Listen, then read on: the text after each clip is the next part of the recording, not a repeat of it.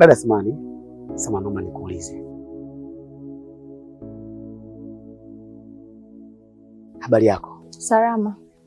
Samani, kwa jina unaitwa nani? Naitwa Sheima. Oh, jina zuri sana. Hongera sana.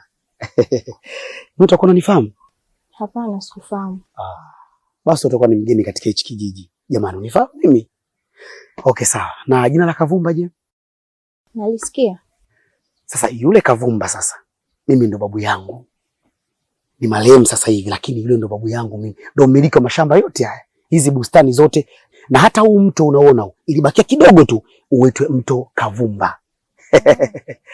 Sasa yule Kavumba ni babu yangu mimi. Na mimi sasa naitwa Alwatan Kavumba. Mimi nilikuwa naishi mjini Dar es Salaam. Kule na biashara nyingi mpaka sasa hivi.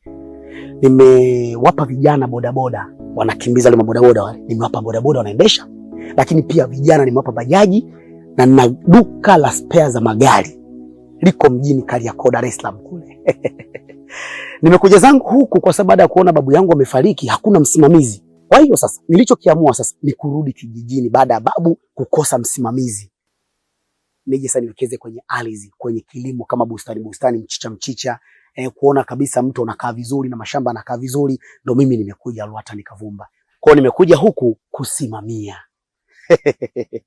Oho. Unajua mimi ni mtu wa upendo sana. Yaani huwa kuna namna naguswa. Kijiji chote hichi mimi kinanijua vizuri. Hata marehemu babu yangu alikuwa na moyo kama wa kwangu. Kwa sisi tumeumbwa hivyo kuwa na moyo wa upendo.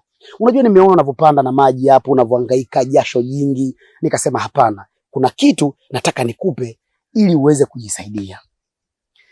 Hii chapa na kiasi kidogo. Unaweza kupata kijana kule, ukamwambia bwana kaja kukusaidia kuchota maji, mambo mengine yakaenda ili usiumie sana. Kama hata kiasi hiki.